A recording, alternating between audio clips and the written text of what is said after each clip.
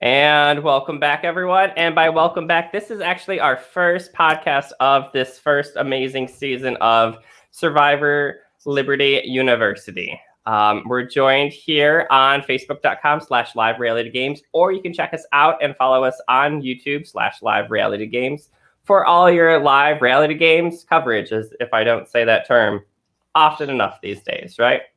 I am joined again with Dom. Dom, how you doing tonight? Doing fantastic. How are you doing? I'm doing very well. For the folks that haven't watched our cast assessment, definitely go check that out. But Dom, just a quick recap for our new followers here. How do you know Survivor? How are you in this community, I guess you could say? Yeah, I'm the host, creator, editor, producer, all the above for Survivor Dearborn, which takes place in Dearborn, Michigan. And I'm super happy to be here. Been in the community since about 2016, so excited to cover this season of Liberty University. And it was great. Episode 1 was amazing, right? Fantastic. Yeah. Great editing, great characters and everything. Yeah. Partially thanks to this guy over here. Logan, how you doing? Doing awesome. Still coming down off the hype of episode 1. So we're glad how it all turned out. We're excited to talk about today. You mentioned briefly you had like a watch party kind of thing. How did that go? What were people's reactions firsthand? Yeah, so they actually had one at on campus. So I wasn't able to be there, but it seemed like they had a blast, had a good turnout just to be able to come together, the cast and everyone, and watch it together was a blast. It's fantastic. And someone I just found out that none of this wouldn't take place without Drew. Drew, welcome. Hi. How are you, Dustin? Nobody's asked you how you are. Thanks for caring. Thank you. Yes, I am fantastic. I'm super excited to talk about this new season, but people out there might be wondering, why is this all thanks to you? Drew, tell the little backstory about how Survivor Liberty University got started. So I was a student at Liberty University for 6 years, and I hosted one-day Survivors about one a semester. When I was a student there, and one season I pulled in Derek and Logan and Grace, who are all on production, and that is how they all met each other. And so basically without me, this wouldn't exist. So I will accept my thank yous via Venmo. You can find that on my Twitter. Well, thank you very much for sharing that. And thank you for bringing Survivor to Liberty University. We have a question already. Someone wants to clarify, is this the same Drew as in Sequester Star? Oh, yes, I was on Sequester. That is a fact. Well, thanks, Jay High out there for tuning in. And looks like Kirk is joining us as well. Super stoked to hear about the season. Production value, top notch. Honestly, when we're watching it in person too, Logan, you'll have to know that we were like, wow, great camera angle, great aspect there. Great editing. So Appreciate it. To kick things off, Dom, what do you think of the episode in general, I guess?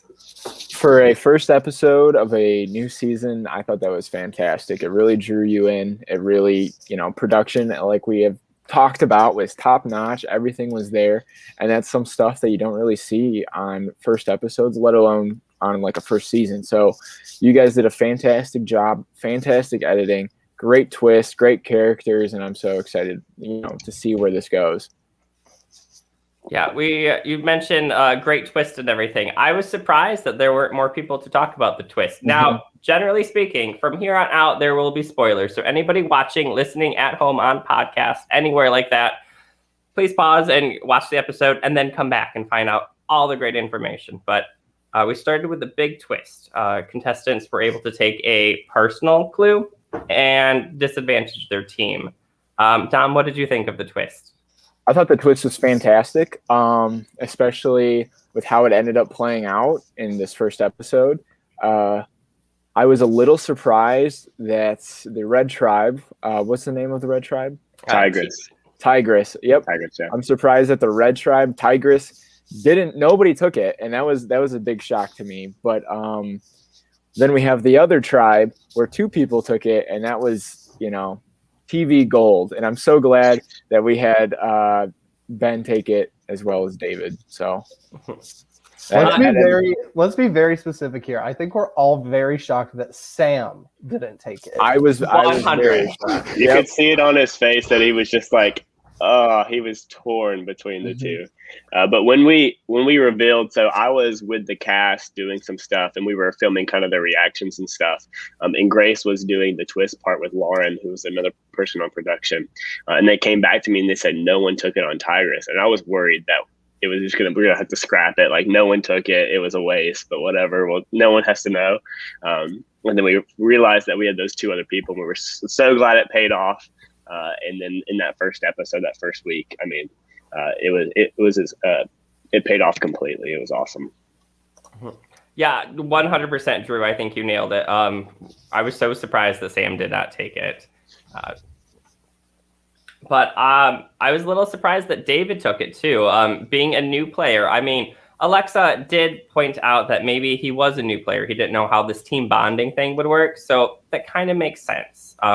Anybody else surprised about who didn't take it? Ben obviously would take it. So when I was watching, so I watched with my roommate who's never seen any Survivor before, and his first impression was that Sam and Ben would take it. So I don't think that he, like, from a new viewer, never seen anything perspective, I think it was like, okay, it's going to be 1-1. So when it was 2-0, it was kind of like, oh, who was that second person? yeah, and I think it was Megan L that said it. Like, the biggest thing they gained besides that time advantage was knowing that they could trust each other. That's a huge thing in Survivor. Yep. I was really interested to see everyone walk out in color-coordinated outfits already. So that was interesting. And then Jay High also tuning in saying a great twist, by the way. So Logan, I know you had a pre-season survey kind of thing. Mm-hmm. Seemed like everyone was really excited about that. A+ from another viewer watching. So whose idea was it for the twist? It was just went perfectly in conjunction with kind of the Genesis theme that Grace came up with. And I can't remember exactly who came up with it, but we'd always have weekly production meetings. And we were like, what's a good way to really get this kicked off? We wanted something that we were worried that the cast wouldn't know how to get into it as the first season. And so we just wanted something to kind of kickstart them as well. And then when it paid off, I think it really did kickstart the strategy and just the paranoia that went into the season. It really helped. It was a catalyst for that. Now, even looking at the initial teams, I think they're pretty well solid and really complementary of each other. I see both teams really well. Like, there's athletic people here, there's strategic people here. And based on the challenge, they seemed really even. Dom or Drew, you think any team's going to pull it through? I think it'll be a back and forth season, to be honest. Yeah, I agree. In challenges, they're pretty stacked, and it really depends, who may go home in the next couple of votes. That might get rid of somebody who's a strong asset, but as of now, I see it being a big back and forth. Mm-hmm. Now, Drew, you're a little bit familiar with the show more than myself and Dom. How much do you know of the season? Are you watching this for the first time, or do you kind of know a little bit what goes on? I have never seen any of the footage before. I do personally know after the season aired, I met about 2/3 of the players through online games and in person. I know who wins the season, but I don't know any of the other placements.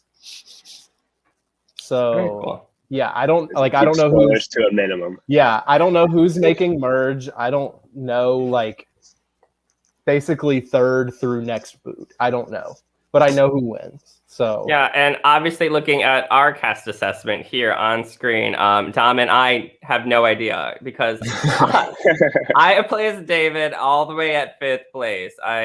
David, come on, you didn't pull it out for me, so. But Dom, you kind of had that feeling. Yeah, I definitely had that feeling just simply based on the fact that he was a grad, and I had that feeling for Nate as well.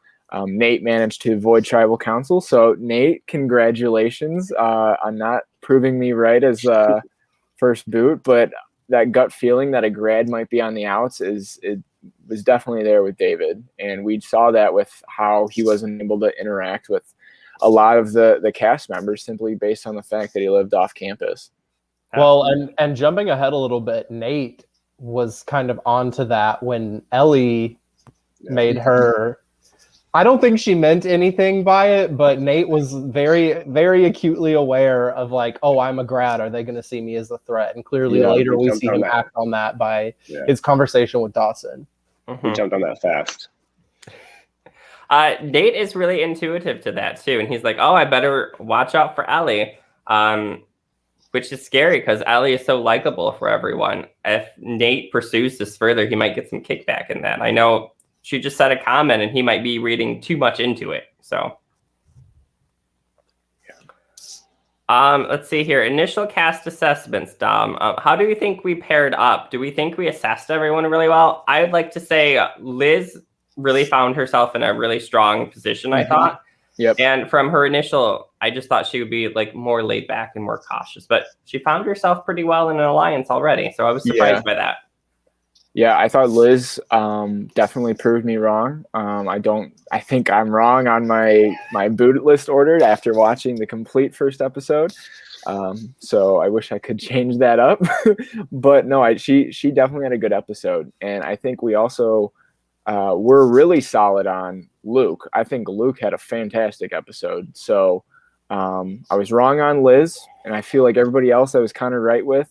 And then Luke just like kind of blew me away. I knew he would be good, but I didn't think he'd be like as strong as he was this episode. Yeah, Luke was kind of the central figure for the Gihan tribe. Mm-hmm. Now, kind of speaking of the overall structure of this, there are things in Survivor and other reality shows called edgics. Drew, can you kind of describe what an edgic is to anybody viewing or listening at home? Exactly what an edgic is.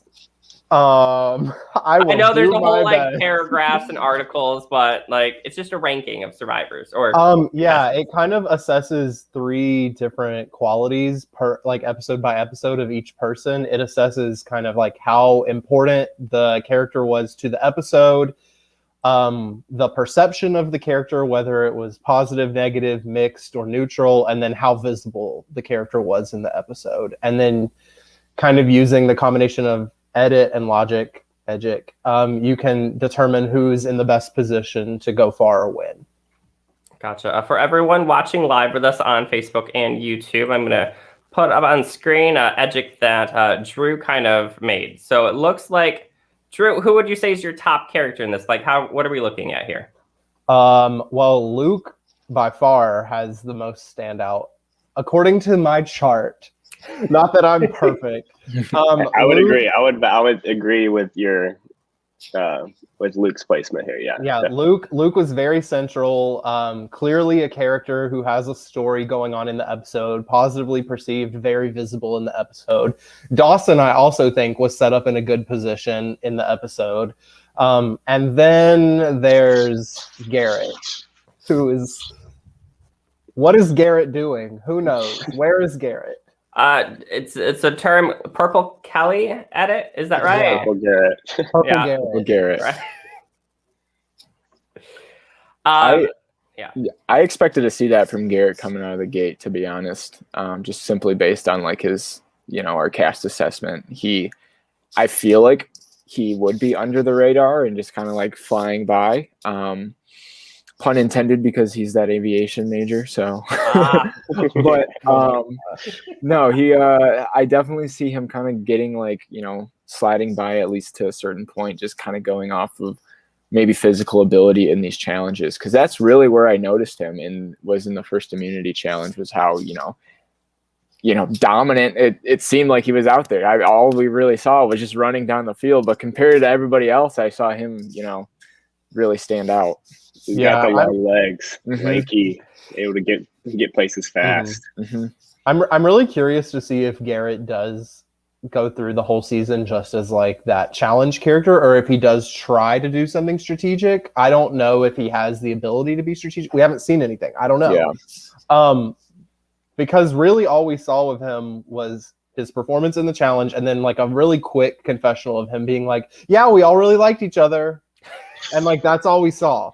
So we have no idea where he stands strategically. Honestly, with a lot of the Tigress people, we really don't know where they stand strategically.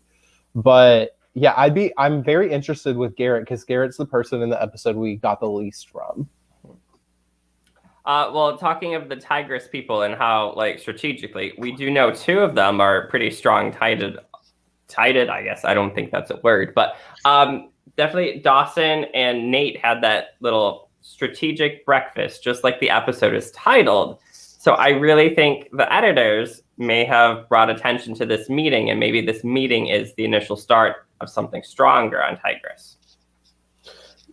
Right, and in that meeting, correct me if I'm wrong, but Nate suggested the foursome of him, Dawson, Nicole, and MJ. Was MJ the 4th one?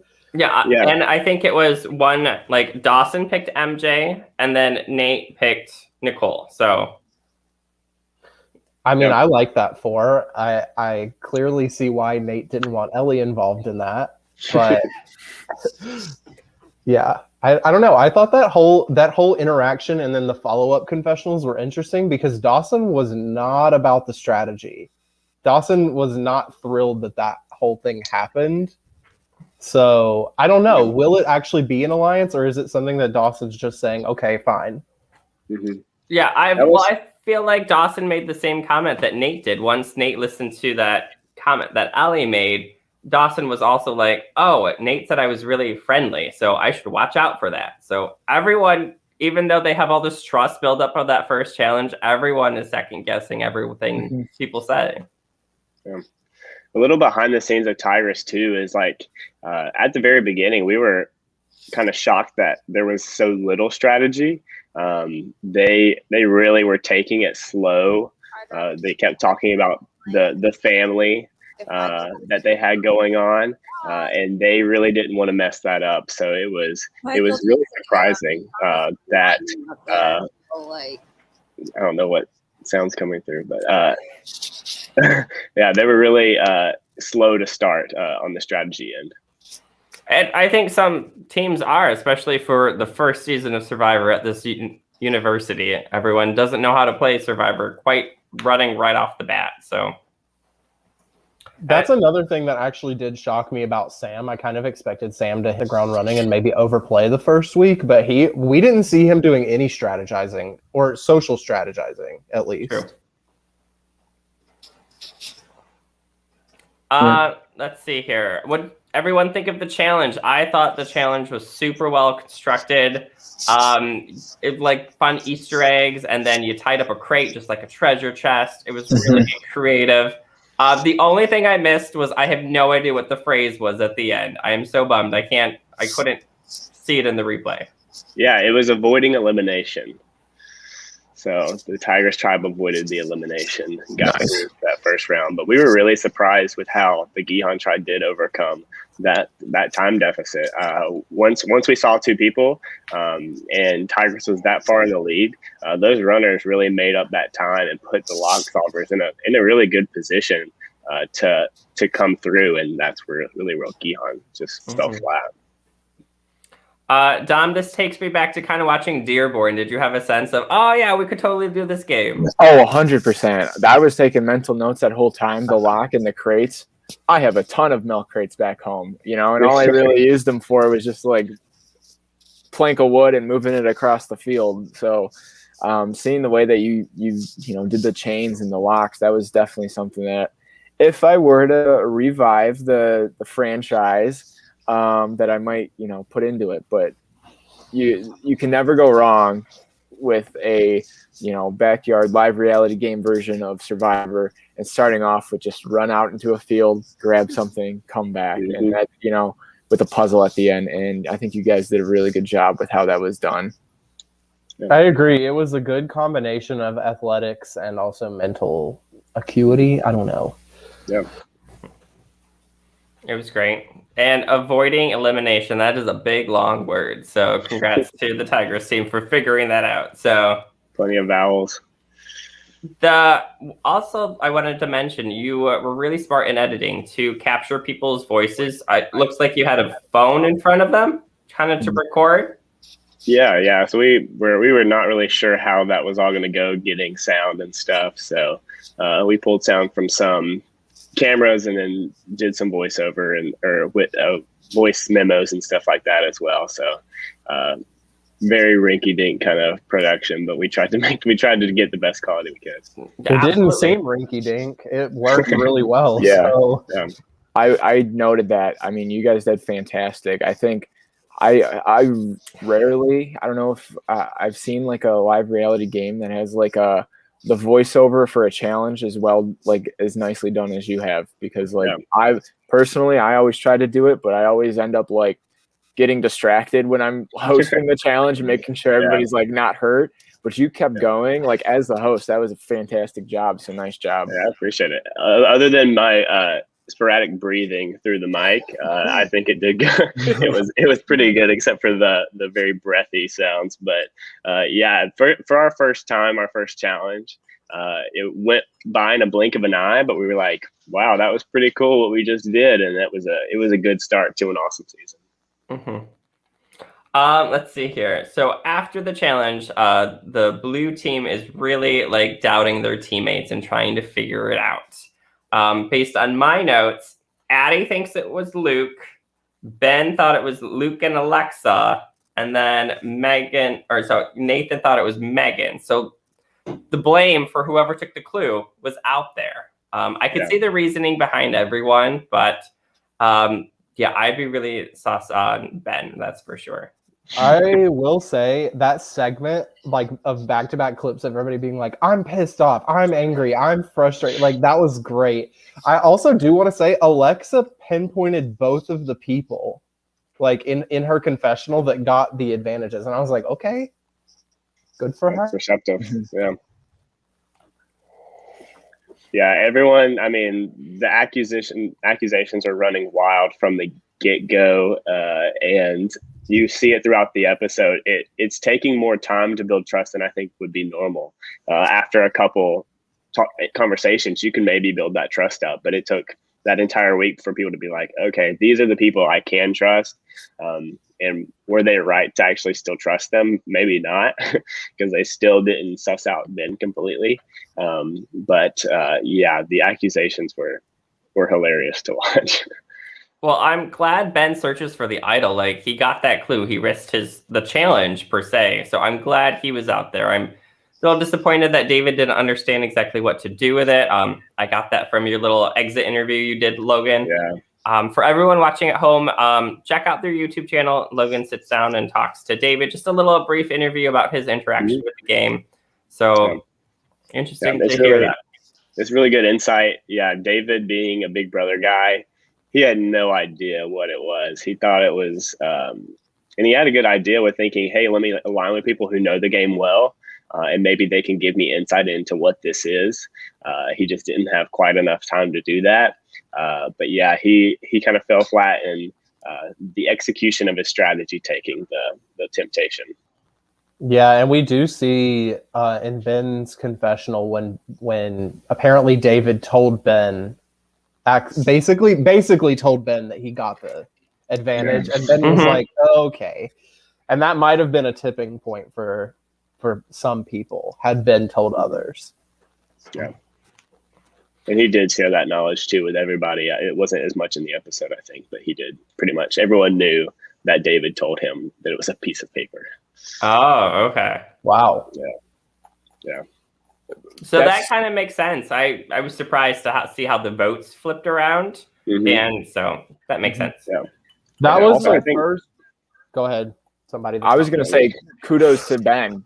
Like, definitely drew that target. Whether he knew the target was there or not, he drew that target right off his back and put it onto somebody else. So honestly, that was a big brain play for him, and that he was paying that much attention to that conversation, that he knew that. So like, that just kind of shows like what kind of insight that Ben has in this game. For sure, yeah. And then I think Alexa still really drove that vote as well. Yeah, and that's something I talked to David about, is if her logic where he wasn't an experienced player. He didn't know anything about the game. If that was a flawed logic, if that was a reason to keep him or a reason to get rid of him.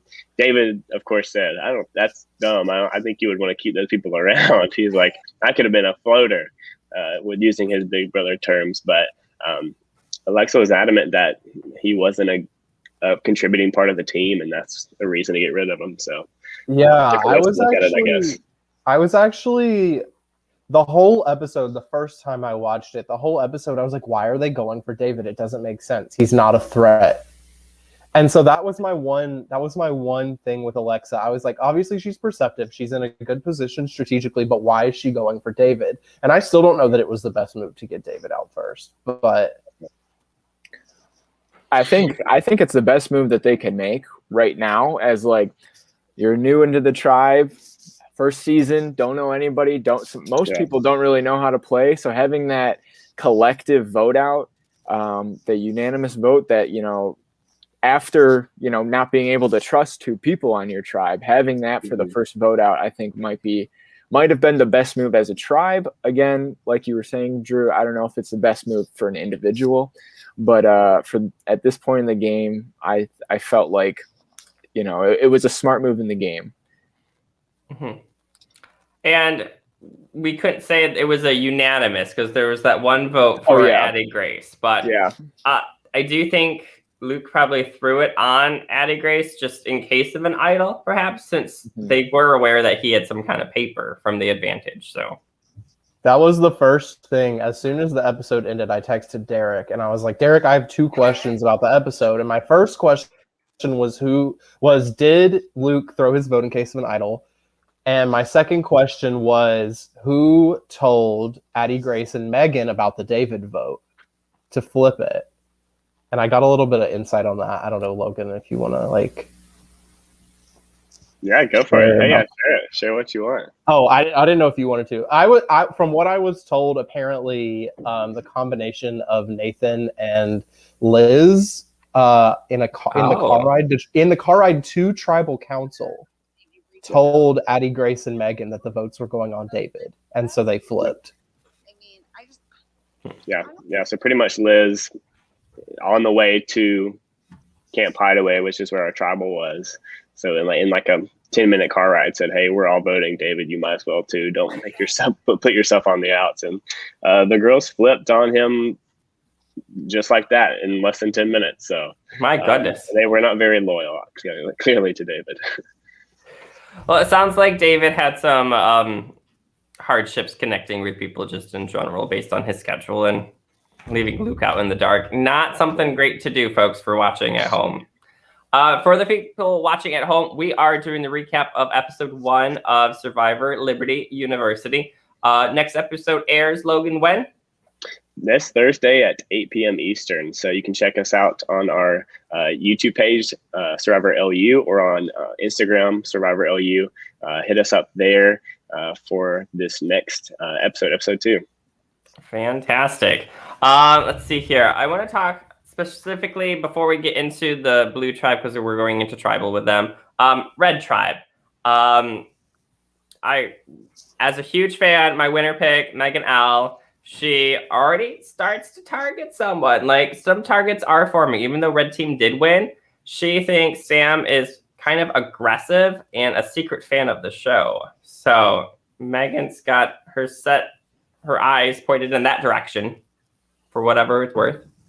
Yeah, it kind of seemed like Megan was the main narrator for that tribe for what we saw of them, which wasn't very much. Most of what we saw with them was social, and it seemed like Megan was the one making the observations. But from what we've seen, she's not put herself in like the leader position of the tribe, but she's just making the observations to us, which I think is good.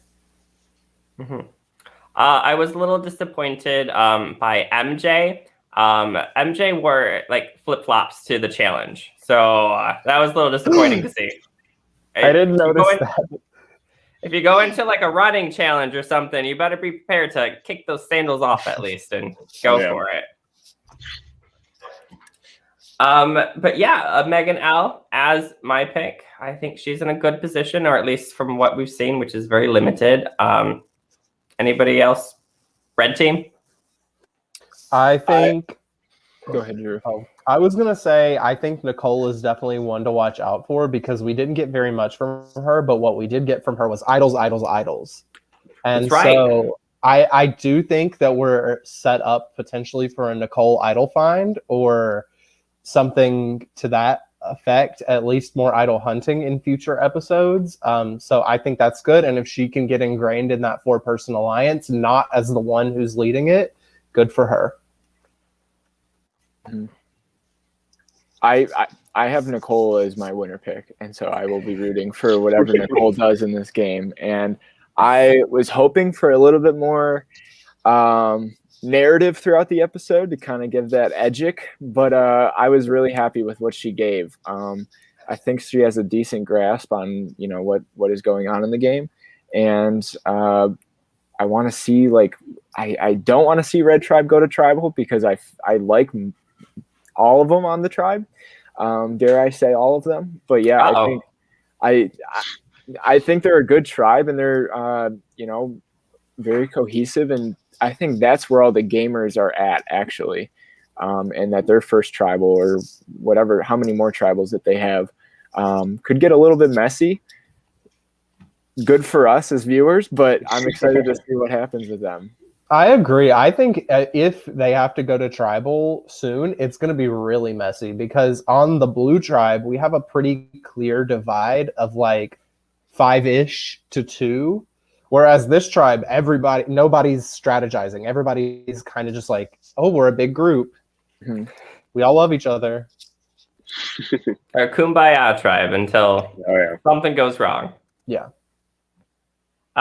Jay Hi also tuning in from YouTube. For anyone watching at home, you can always leave a comment here. We'll try to bring it in as much as we can to what we're talking about, and sometimes we'll bring it back just to catch up on the comments for viewers. So thank you very much for tuning in.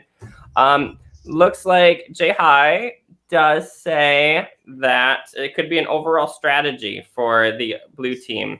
So many.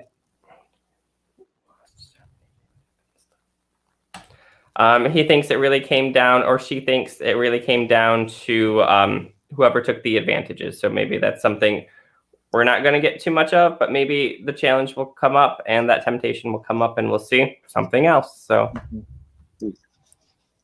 I think the further along we get in the game and the more temptations that may be offered, the more desperate some people can get. And, that might put a little bit of a target on your back. This being the first challenge, and we already have, 2 people taking it, I think that really might ignite some people, not only on the blue tribe, create some distrust already, like what my tribe mate's taking it, like, why can't I? It might also do it on the red tribe because their tribe's doing it and they're fine for the most part. So I'm curious to see what will happen again. I could almost guarantee you if there was a temptation offered next episode that at least half of the blue tribe would take it. Mm-hmm. I just see the blue tribe getting more and more messy and chaotic. The more that they're up against, the more messy I see them getting. Absolutely. And I think really with their personality types, they're like, all right, I can take this advantage and still pull through. Like Ben was saying, we're really amped up for this, but of course Ben's going to take the next advantage too that he can. So right. And if I'm Addie, Grace, or Megan, I'm definitely taking any advantage that's thrown to me. After being keyed into the vote in the last 10 minutes before tribal, I'm taking what I can get because clearly I'm out of the loop. Mm-hmm. And I think we talked earlier too about kind of even the pre-assessment about Addie Grace and how at least I didn't think she'd be able to overcome plans. Like she has a plan, let's go with it. So I'm surprised that she did switch over so quickly. So I'm glad to see that versatility from her because she came in with a plan and she wanted to stick with it. And so it was nice to see her be flexible and realize, hey, this isn't going to work to do that. So I had a lot of thoughts watching the episode about Addie, Grace, and Megan, because if you're the first people who leave the big group in your first meeting, like we're hanging out, we're getting to know each other, and you're the first 2 to leave, and you leave together, and you go to the same place to get dinner together, and then you only talk really to each other the whole week. you're setting yourself up to be in the minority. And I was just confused by that. It's not even a move, but like by that action. I just very confused, very thrown off by that. Yeah. I mean, we saw immediately whenever Megan, Eddie Grace, and David were gone, Ben said, hey, we have a majority right here, guys. Let's do it. And everyone was kind of like, whoa, whoa, whoa. But in the end, what did they do? They sided with that early majority. And you really don't need a lot early on in the game of Survivor to say, hey, this person, like these people left early. That's a perfect excuse as long as it's not me. And then cut that right there. So I think right after that challenge was over, the first thing, like they made a huge mistake by leaving early. Yeah. I think it was interesting that all three of them had targets on them. Like the whole other 5 people were able to name attributes about the other 3 and make up reasons why to vote for them. So, Yeah. Well, you have to. I mean, you don't want to be the first person out. And if you're in a group of that majority of 5 that isn't really bonded by anything other than the other 3 left, you come up with any reasons that you can. Yeah. Which I did. Another side note about Alexa. Alexa, like I've said before, very perceptive, very smart. I thought it was weird that when they brought up the fact that Addie Grace knew MJ, Alexa shut it down. Yeah. Because if I'm Alexa, I'm wanting to keep the target off of me. And also Alexa in that conversation mentioned, well, I know someone on the other tribe too. And if I were one of the other people with him, I would have thought, oh, Yeah. Alexa knows somebody. Got it. Keeping that in mind. Yeah. now the size of the college here for Liberty University isn't as big as Michigan, which we've seen Michigan, we've seen Ohio, Maryland, the bigger schools. And on the flip side, we've seen smaller schools like Emerson and the Boston Survivor there. So this one, I wouldn't even say in the middle. You're closer to the smaller. You're about 14,000, and Michigan's 44, and Emerson is 4,000. So I'm really interested to see how people do know each other or maybe know of each other, and if that correlate with the theme. So yeah, for sure. Yeah, we didn't even know about that connection between Alexa and Ellie before starting. Like we did know about Addie Grace and MJ. So that was something that we became aware of in that first week. I didn't even know that it was Ellie that she knew. So There it is. oh, and details. Let's see. And then looks like really like, can we say Nathan and Luke have the best spot? They're in like three alliances. Like, is it too soon to say 3, or is it not soon enough? I don't know. I agree. I think Nathan is actually in a better spot than Luke because Luke is the central figure in that, whereas Nathan is there and Liz is there. And I do genuinely think that Liz would be their number 1 as opposed to Alexa or Ben. But I think Nathan especially is in a great position on that tribe. Mm-hmm. Yeah, I really liked what Nathan came out with. I knew he would have like that kind of like energy of being in the game, and he really delivered with that. I know we talked about that a bit in our cast assessment where he was, excited to be there. And I was so glad to see that not only was, that excitement oozing through the screen, but he also had a really good grasp and a good like viewpoint of the game. So it's good to see like both of those things working together for him. Let's see. Any final thoughts before we head off for the night? Episode 1, I know it's a little shorter because there's less to recap, of course. Drew, I'm going to take another peek at your Educare, put it on screen for people. So, Drew, where do people find this Educ? And are you going to be doing this every week for it? Yeah, I can. Where can they find it? Yeah. Where can they find it? Follow Survivor LU on Twitter. I didn't post it on any of my personal socials, so I'll send it to them every week. Yeah. Perfect. Yeah, I would love to know where everyone thinks this second episode might be going, you guys. Airtime for Garrett. Airtime for Garrett. All right, so we got one hot take. Yeah, Garrett's I'm a little pulling that scared. under the radar. Go ahead. I'm a little scared of the next episode because we've seen it happen. It happens all the time. It happened in Dearborn on camera. It happened in Boston. Somebody gets hurt, and it always happens. So somebody being rushed to the hospital from the preview for next episode makes me a little concerned. So I hope the best for that contestant, and hopefully it's nothing too bad. But I think based on the challenge, maybe blue team will pull it off. They seem a little bit more athletic, and it looks very physical and very exciting. Like, where else do we get to see like a canoe race on a live reality game? Yeah. Like, yeah. I'm so excited to see that. I love, incorporating those water challenges. I try to as much as possible in my game, and to see you guys, using every single thing that you have on your campus. Yeah. Honestly, fantastic job. And I'm pumped. Yeah, definitely blessed to have an awesome location to be able to film these challenges for sure. I, for next episode, am excited to see where the Tigris tribe strategy comes in, and if there's more of that, because I feel like we kind of know where everybody on the blue tribe is at. So I'd be very interested to see where the red tribe is at. So that's what I'm most looking forward to. Yeah. Any predictions? Who's going to go home? Let me look at the list here. If it's the red tribe, I don't know. Sam had a target by Megan L earlier in the episode this time, so maybe something will get set off from that. However, Sam is very physical and will help out in the challenge, so I don't know. Yeah, I could see maybe Ellie being targeted if Nate can pull together that alliance of 4 and throws out Ellie's name. That's okay. It's not me. It's our first tribal. Cool. We'll go for Ellie. Yep. I would agree. Poor Ellie.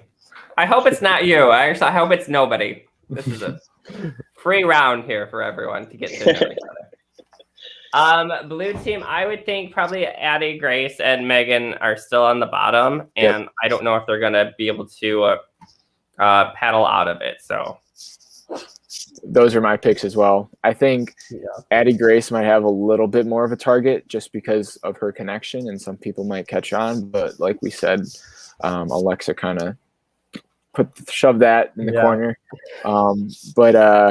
It's probably a toss-up between them. Addie Grace just has, more of a reason as of now, I feel like.